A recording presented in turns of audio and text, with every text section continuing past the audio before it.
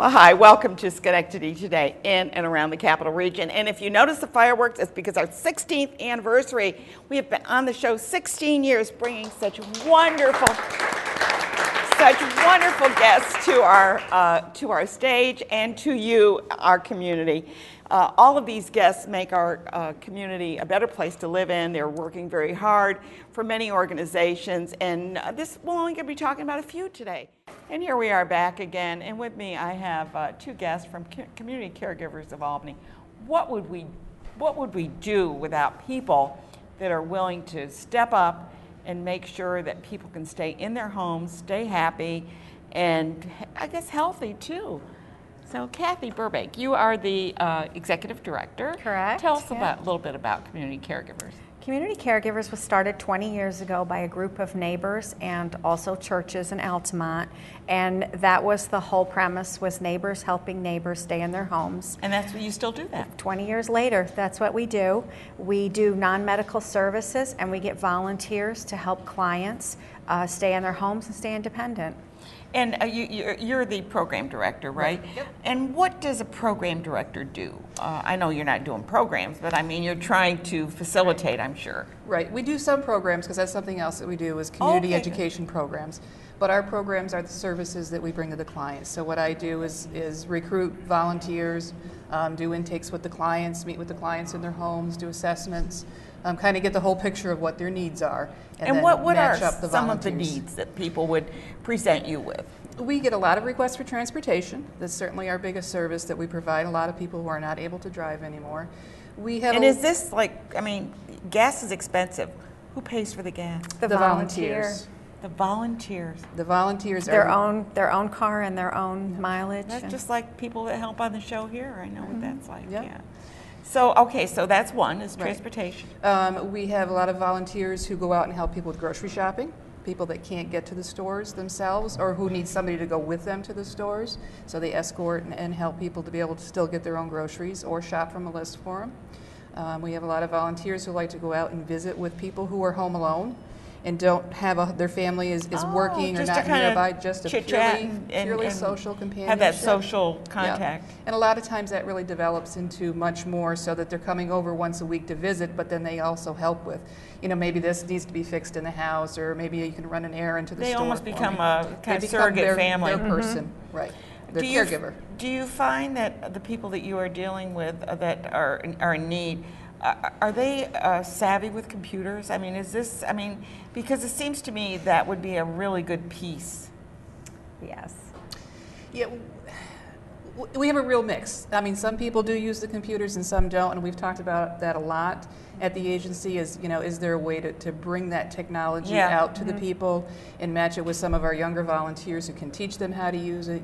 Could we do an iPad program that keeps you connected with the world. Right. It would. Right. We've talked about getting iPads, getting a grant to get iPads and that's showing a great seniors idea. how to use Facebook, because iPads are so much simpler than a computer anyway. It's really just clicking a couple of I've keys, never used and one, that's so I don't know. Yes. They're much easier to understand. Right. There is no logging in and a lot of things like that a computer requires. Yeah. So we've talked about that a lot, because it does allow connections not only to your loved ones and friends, but also information too. Exactly. I think the information is very important. Yeah. Right. That they can garner, if they need help or if they want to find out about a disease or something like we just talked about. You can certainly check that out. I just kind of wondered, because that's kind of like in my radar, that I think that one of the important things is staying connected in many ways, and that's one way. So you serve. So who do you serve? What geographic area do you serve? We serve pretty much the Guilderland, Altamont, Voorheesville, Bethlehem area. It started in Altamont and obviously progressed out from there. The hill towns, somewhat. We have a hard time getting volunteers in the hill towns to serve their own neighbors. Okay. And so we have to be careful about that, because it's often a hike to get somebody from, say, Guilderland to go out to Burn and pick somebody up, bring them into a doctor's appointment, And then go back all back. Yeah, and I understand how that could be. But basically into Albany also, so I would say geographically like the western part of Albany County. And it's really important. Yeah. And this show is seen throughout the capital region in Albany County. It's seen in Troy and Rensselaer and Clifton Park. So we try to bring this to a lot of faces so that people do know, maybe they know someone in that area that you serve. Even if we don't serve them in that area, we'll talk to them and we'll refer them to either another organization or group that may serve them in that area too. Okay. Are you involved with the United Way 211, I think is the number? Would they make referrals to you? We're listed as one of their, agencies that they refer people to, absolutely. Yep, as well as New York Connects. Yeah, I was going to say New through York the has Office for a Aging. overall senior services kind of network that's like 211, but all for senior services. Okay, now how many people do you think you serve? Or I shouldn't say think, because I'm sure you know exactly, but you know. Well, we have probably about 400 active clients on our rolls right now. Oh, that's a lot. And they vary. Some it's weekly, some it's a couple of times a year if they need to get to an appointment. On an average month, we probably work with about 100 people. Okay, and it takes a lot to coordinate this. Absolutely. Do you find that once you make that connection, that person maybe just connects with them and don't even bother you anymore?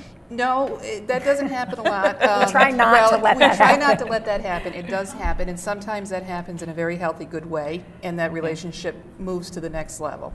But for the most part, we try and stay connected because typically the needs of the clients get more significant, and as their needs get greater, they more of a need for a staff intervention to help them connect with other services.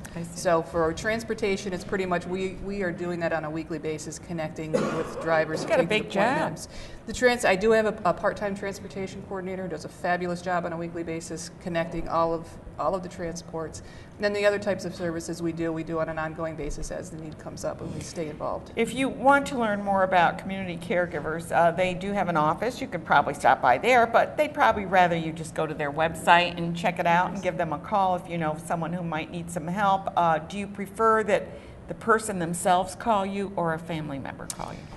It really varies. I mean, there's some situations where the family members call because the client is not able to call themselves, in which case we will follow through on that. It is helpful to talk to the client so we know that they're interested, because sometimes there's not always that interest there either of having a volunteer come. Well, Community Caregivers, check it out if you're in the Albany, western portion of Albany County.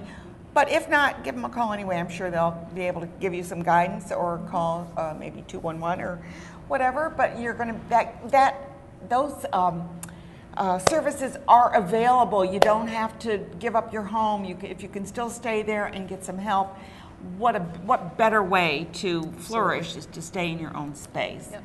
Thank you both for being here Thanks today. For having us. It's a pleasure to meet both Kathy and Marlene today.